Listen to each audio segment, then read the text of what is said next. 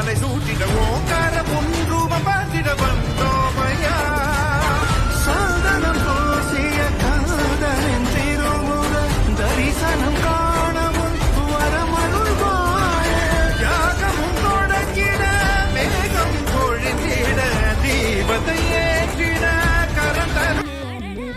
Download ShareChat.